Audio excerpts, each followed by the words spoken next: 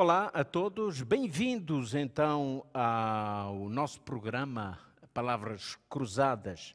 E eu tenho aqui comigo um grande amigo, meu querido irmão Celestino. Eu estou muito feliz por poder estar consigo. Não é a primeira vez, já o fizemos algumas vezes e é sempre um prazer muito grande.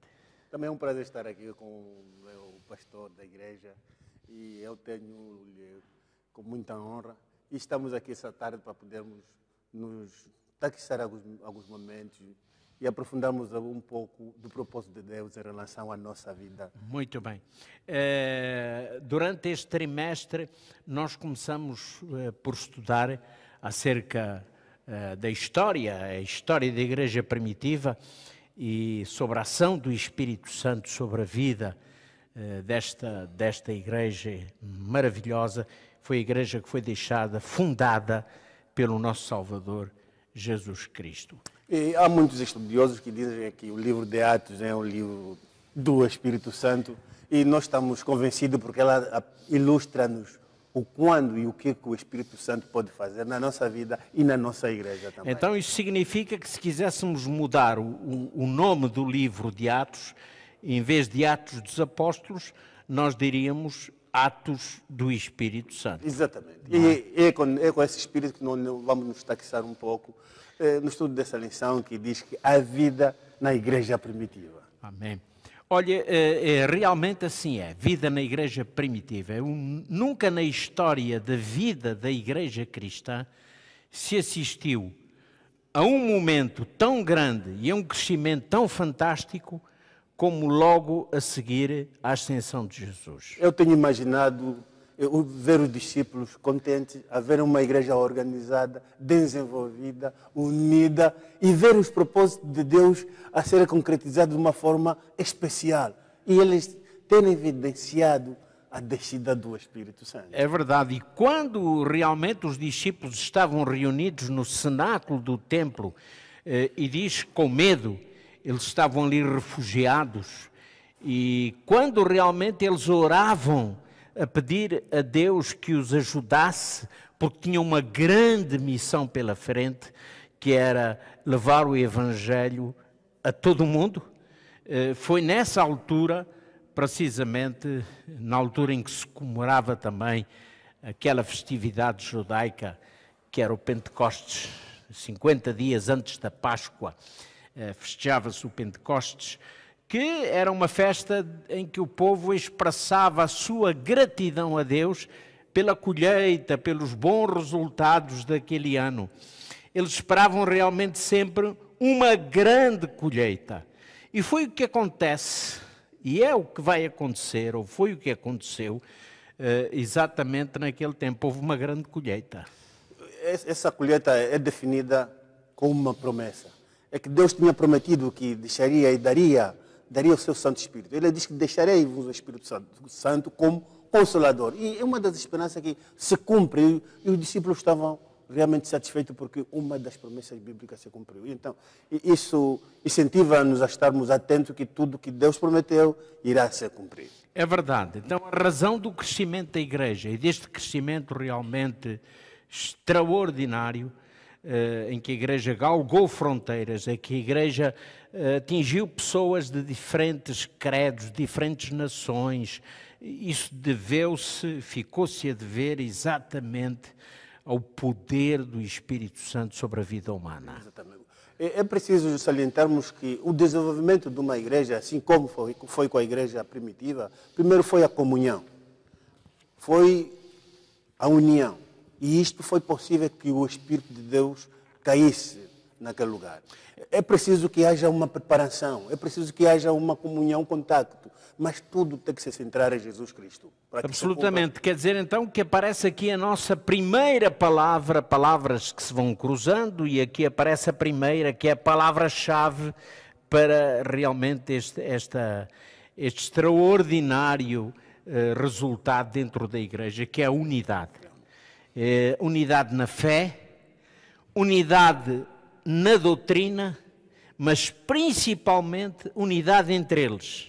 A unidade de coração, irmão com irmão. essa unidade é que é imprescindível para que o Espírito Santo possa ser derramado sobre a vida humana. É uma história realmente fantástica que nós observamos que o Espírito Santo só caiu porque eles estavam unidos em oração, num propósito único, e Deus fez cair o seu Santo Espírito.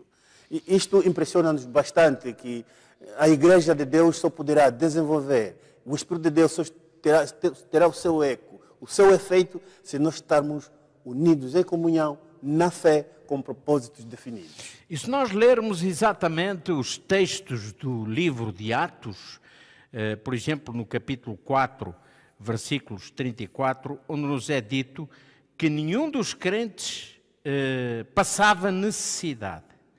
E no versículo 35, no versículo logo a seguir, diz que eles repartiam por cada um entre si conforme as necessidades que havia. Portanto, havia este espírito de dádiva, este espírito de comunhão, este espírito de ver o irmão que está ao seu lado bem, satisfeito, alegre, feliz, não é? Daí que realmente esta unidade não era uma unidade apenas de palavra, digamos assim, mas era uma unidade de facto. E nós temos na nossa história que os judeus tinham esse hábito de ajudar-se um ao outro. E era um costume desse povo.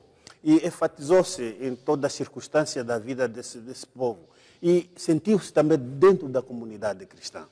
E, se vocês forem a ver que a nossa lição fala da cura de um coxo que apareceu ali. Desde sempre o coxo dependeu dos outros. Que tinha que ser levado, tinha que ser ofertado, sempre dependeu dos outros. Mas quando Pedro aparece ali, ele diz que não tinham nada para oferecer. Mas nós vamos oferecer o que nós temos. Pedro dizia assim, o que eu tenho. Significa que Pedro tinha um poder do Espírito Santo. Isso pensamos que Pedro tinha a certeza que tinha o Espírito Santo nele. Aquilo que o leva a estar em comunhão com o Pai Celestial. Exatamente. Então esta ação era uma ação movida pelo amor, uma ação movida pelo Espírito Santo. E nós tocamos aqui noutra palavra que é importante. Falamos de unidade, mas não podemos deixar de falar de amor. Porque o principal dom dos dons do Espírito Santo é o amor. O amor verdadeiro. O amor sem interesse. O amor que vê sempre no próximo a prioridade. Eu sei que na prática da vida humana, por vezes, isto é difícil, mas é isto que o cristianismo nos ensina. E quando isto é colocado em prática, então nós vemos os resultados. Por exemplo, o lugar Jesus diz que amai-vos uns aos outros, como eu também vos amei. Exatamente. É importante, eu acho que o amor é o fator principal da unidade da igreja, do desenvolvimento da igreja, do desenvolvimento das famílias e da sociedade. Sem dúvida. Por isso, voltando um pouco a esta questão daquele milagre, daquele encontro de Pedro e João com o paralítico que estava à porta do templo, já o Celestino acabou de referir uma grande verdade que Pedro disse a respeito de si próprio: não tenho prata nem ouro. Eles eram humildes. Eles eram homens que viviam do seu parco salário, do seu dia-a-dia, da pesca, etc. No entanto, o que Pedro diz a seguir é realmente fantástico. Mas uma coisa eu tenho e uma coisa eu te dou, não é? E realmente depois evoca todo o mérito em Jesus Cristo. E assim deve ser. Há mérito na igreja quando corações são conquistados, poderá haver algum mérito, mas esse mérito é de Deus. Esse mérito pertence a Cristo. Porque é o Espírito Santo quem convence do pecado. É o Espírito Santo quem leva a pessoa ao arrependimento. As palavras podem ser humanas, os instrumentos são humanos como eu e você. Mas, por trás disso tudo, quem comanda, o dono da ação, é o Espírito de Deus. É de salientar que quando o coxo foi realmente libertado, curado, Ele esqueceu-se das suas tristezas, das suas dores.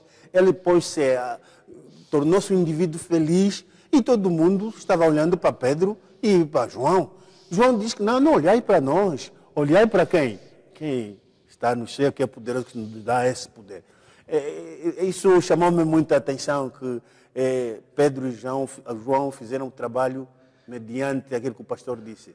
O dono é que faz o desenvolvimento. E eles reconheceram isso, e esse é um gesto de grande humildade, porque Pedro não era assim, antes da sua conversão. Pedro era um homem jactancioso, era um homem vaidoso, era um homem que pensava apenas nos seus interesses próprios, não é? Querer ser o maior diante dos outros. Pedro e os outros também pensavam da mesma maneira, isso é inevitável, era inevitável.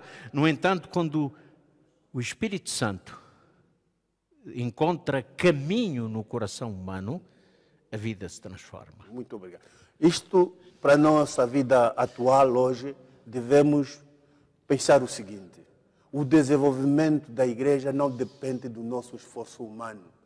A união e o desenvolvimento da nossa vida espiritual não depende do nosso esforço, mas sim depende do Espírito Santo através do estudo da Palavra de Deus. E isso é muito verdade. A igreja pode ser apenas uma comunidade fechada, um tipo de associação de crentes, e não ter nada a ver com Deus, não ter nada a ver com este poder que realmente... Para que a igreja desempenhe verdadeiramente as funções para a qual foi instituída por Cristo, é necessário que cada membro de igreja, cada pessoa, cada homem, cada mulher, cada jovem, cada um realmente possa pensar que no comando está Deus e nós devemos ser sujeitos, submissos à ação do Espírito Santo. E isso criou humildade em Pedro. Porque ele disse, eu não tenho nada. E depois ele não saiu dali vaidoso ou jactancioso quando o milagre se realizou. Porque ele disse, em nome de Jesus Cristo, cá está, é em nome de Jesus que a igreja tem que ir, que a igreja tem que comunicar, que a igreja tem que realizar. Se assim não for, é em nome de nós próprios. E quem somos nós? Falíveis, pecadores, nada mais do que isso. Falando da humildade de Pedro, vejamos que Pedro, na sua pregação, no seu trabalho missionário, ele teve algumas consequências. E essas consequências surgiram com uma oposição dentro da igreja. Porque ele, quando estava realmente dialogando, havia lá líderes, havia lá sacerdotes, grupos, os juristas, saduceus, e ele, quando falou da ressurreição de Jesus, visto que os saduceus não acreditavam na ressurreição de Jesus, então começaram a surgir alguns problemas e houve oposição. Mas perguntamos, é possível dentro da igreja haver oposição? Naquela altura que realmente Pedro pregando 2, 3 mil pessoas se converteram? Sem dúvida nenhuma. E a oposição também vinha de fora dos líderes da igreja que estava instituída. Os judeus, não é? E houve ameaças, houve prisões. Pedro e Paulo passaram por todo esse terrível momento de verem a sua liberdade posta em causa, por causa do Evangelho, e foram até ameaçados para que se calassem, para que não falassem mais acerca do tal Jesus Cristo. Esse é que era o grande problema, o problema era Jesus. E é interessante que lá em Atos capítulo 4, versículos 19 e 20, há aquilo que os apóstolos disseram: julgai entre vós se é justo diante de Deus ouvir-vos antes a vós do que a Deus. Porque não podemos deixar de falar do que temos visto e ouvido.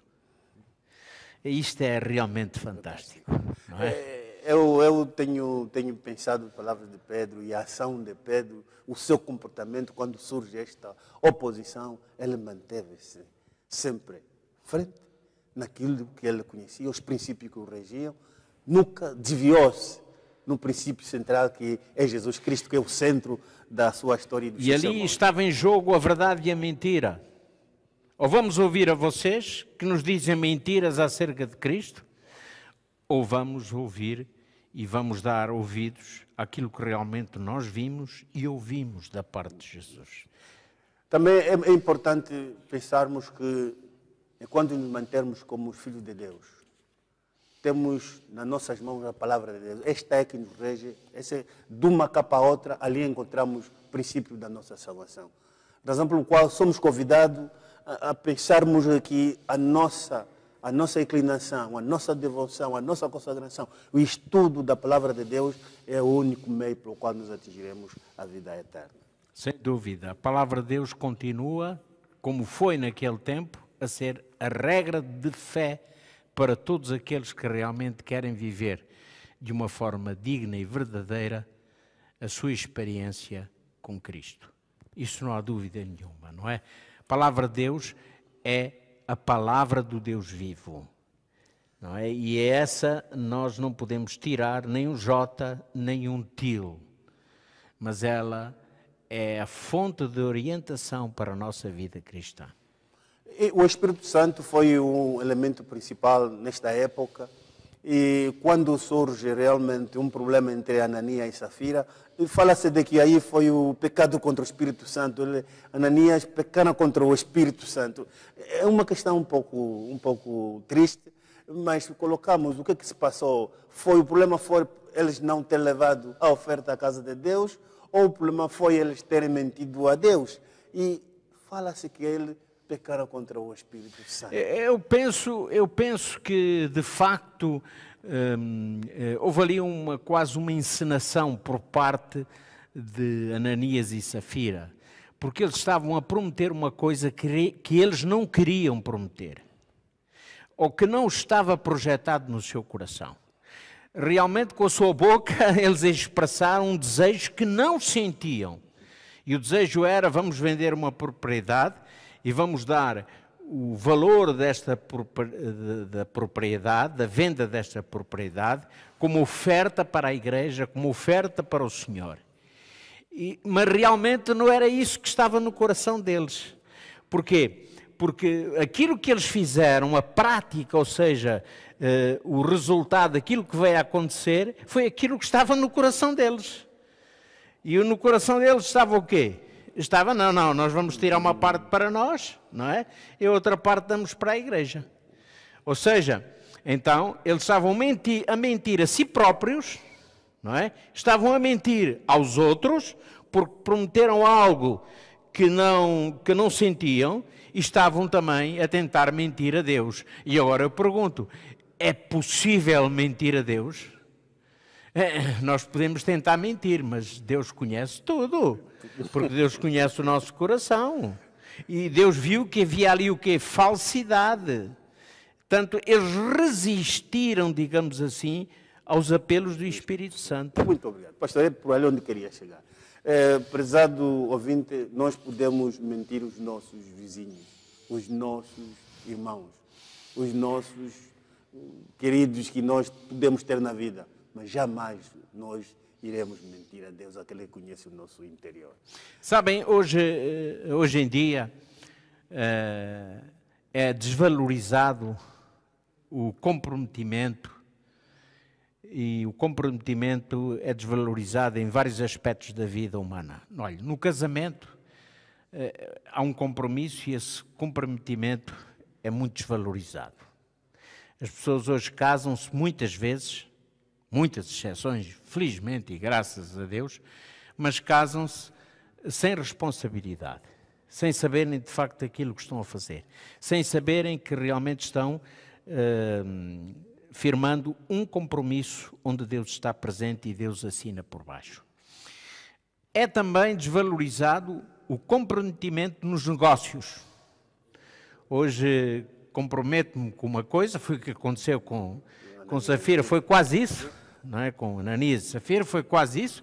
Comprometo, mas amanhã não, vou pensar melhor, olha, é melhor eu aquilo que tinha me comprometido deixar para lá. E o comprometimento também na palavra. E principalmente o comprometimento na nossa honra, que é o comprometimento de coração. O nosso coração precisa de estar comprometido com Jesus. E o coração de Ananias e Safira não estava comprometido com Jesus. De facto, o que havia ali era falsidade e mentira. E isso é que os levou à ruína e à morte. Quando nós estamos no exame batismal e o ministro do Evangelho, há uma parte em que é importante e é mesmo emocionante, quando nós vamos dar o nosso voto. Eu queria lhe transmitir que o que o pastor acaba de dizer, o comprometimento é muito importante, o voto é sagrado. E o que se passou com Ananias e Safira é que eles quebraram o voto. O pastor frisou um assunto muito importante, que hoje as pessoas casam-se, votam, mas passando 2 minutos quebram o voto. Mas devemos saber que o voto é sagrado. Quando nós quebramos um voto, nós seremos responsáveis e haverá consequências drásticas na nossa vida, porque quando se quebra um voto, há consequências na nossa vida. E a questão é esta, se não nos podemos comprometer, então que não nos comprometamos. Agora, se nos vamos comprometer com alguma coisa que sabemos que não vamos cumprir, é melhor deixarmos de nos comprometer. Razão pelo qual chamo a atenção, caros amigos, que quando nós decidimos sermos leais a Deus, implica sacrifício, implica consagração. Para nós sermos leais a Deus, a Jesus, temos que seguir os seus passos. E muitas vezes nós tornamos-nos fáceis, indivíduos simples, sem pensarmos profundamente quais são os deveres de um voto. Eu prometi ser leal a Deus. Então, vamos trabalhar nesta lealdade, porque os apóstolos o fizeram e tiveram muitos êxitos. E se nós fizermos o mesmo como igreja atual, também Deus vai nos recompensar. E seremos realmente indivíduos possuídos do Espírito Santo e Deus fará maravilhas na nossa vida. Vale sempre a pena comprometermos com Deus? Sim, vale a pena. Porquê? Porque Deus recompensará tudo aquilo que nós fizermos no que diz respeito à nossa entrega. Poderão não ser recompensas materiais, geralmente é isso que o homem está à espera. Mas as recompensas de Deus, por vezes, são aquelas que nós não vemos, mas que sentimos e que os outros veem e sentem em nós. A alegria de viver em conformidade com os princípios de Deus é um bem maravilhoso, eu diria imprescindível para a vida cristã. Eu gostaria de dizer-vos que a igreja que não cresce é a igreja que não tem Espírito Santo, porque uma igreja viva cresce, assim como aconteceu no Pentecoste, que 2, 3 mil pessoas foram batizadas. A igreja que não cresce porque não há consagração, porque não há devoção, não há empenho.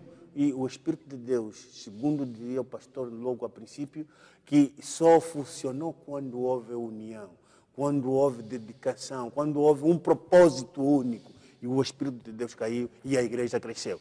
Hoje, se nós realmente adotarmos o mesmo sistema, nos unirmos em espírito e em verdade, temos um propósito de adorarmos a Deus, o Espírito de Deus cairá nas nossas igrejas e as igrejas crescerão. É verdade, isso é a grande questão e é o grande mote desta lição, digamos assim, deste nosso estudo. É podermos compreender realmente como é que aqueles homens e mulheres, no tempo daquela igreja embrionária, realizaram uma obra tão vasta. E como nós podemos hoje transportar isso para a vida da igreja hoje. Tudo é possível, porque nada é impossível para aquele que crê e nada é impossível para o Espírito Santo. Para Deus, nada é impossível. E é de salientar que nós estamos certos, estamos num bom caminho, precisamos apenas de grande consagração das nossas vidas. E graças a Deus que hoje temos as Bíblias nas nossas mãos que nos servem como modelo. E se Pedro recebeu o Espírito Santo, por que não recebemos também hoje o mesmo Espírito? O que é que nos falta para esta consagração? Para este Espírito Santo trabalhar em nós, a favor de Jesus Cristo, a favor da igreja, a favor das comunidades? Que seja isso como uma reflexão, o porquê que nós recebemos. Falta o compromisso. Eu gostaria de deixar aqui uma nota que tem que ver com aquilo que os apóstolos, disse Pedro, aliás, o próprio Pedro disse, quando depois de ter sido chicoteado, de ter sido liberto e de ter ouvido ameaças para que se calassem. A Bíblia diz assim, que Pedro dirigiu-se àqueles que o ameaçavam com estas palavras: o Deus de nossos pais ressuscitou a Jesus, a quem vós matastes, pendurando no madeiro. Deus, porém, com a sua destra, o exaltou a príncipe e salvador, a fim de conceder a Israel o arrependimento e a remissão dos pecados. Ora, nós somos testemunhas destes factos, e bem assim o Espírito Santo, que nos outorgou aos que lhe obedecem. E então, Pedro disse, o que é mais importante? Obedecer aos homens, obedecer a Deus. E isto é realmente o cerne de toda a questão.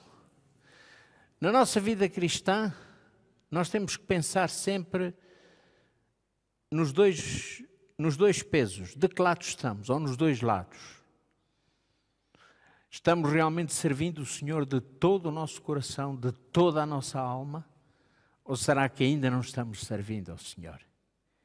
Se realmente, depois de um exame introspectivo da nossa vida, chegarmos à conclusão de que não temos servido o Senhor com lealdade, com honestidade, com dedicação, eu quero dizer que nada está perdido.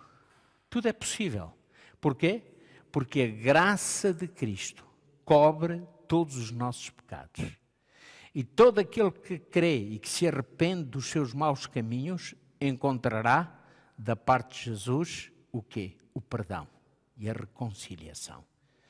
Por isso, a grande mensagem da igreja primitiva também passava por aqui, pela reconciliação de todos os homens com Deus. E assim, nós também, como crentes, carecemos de uma reflexão profunda em nossa vida e isso levar-nos-á, com certeza, a uma nova aliança com Jesus, a uma reconsagração da nossa vida, e o Espírito Santo, então, Ele fará aquilo que realmente nós, por nós próprios, não temos capacidade de o fazer. As palavras de Jesus foram muito diretas. Ela disse, é necessário que eu vá, para que o Consolador venha. E quando ele foi para o céu, apareceram primeiro os 2 anjos. Apareceu uma nuvem que o recebeu. E lá nos céus, a Bíblia diz que o receberam os anjos e o Pai. E depois veio o Consolador. Assim como Deus enviou o seu Santo Espírito naquela época, ele ainda pode enviá-lo hoje. Exatamente. Isso significa também que hoje devemos estar atentos à palavra de Deus, já aqui foi dito. E cuidado com as fábulas e enganos, porque aparecem hoje no nosso mundo muitos iluminados, dizendo que realmente têm uma nova teologia. Não existe nova teologia a não ser as boas novas da salvação. Esta é que é a nova teologia. E esta nova teologia foi nova para o tempo da igreja primitiva e será nova para nós e presente para nós. Por isso, atentemos para a palavra do Senhor, dediquemo-nos ao estudo da palavra do Senhor e, ao mesmo tempo que vamos sendo alimentados pela mesma palavra, o Espírito Santo vai fazendo a obra que ainda tem que fazer em nossa vida e nos dará capacidade para, com alegria, como disse o irmão Celestino, com alegria, levarmos esta maravilhosa mensagem a todo o mundo. Porque é isto que a igreja precisa. Há tanta gente à espera de receber as boas novas da salvação.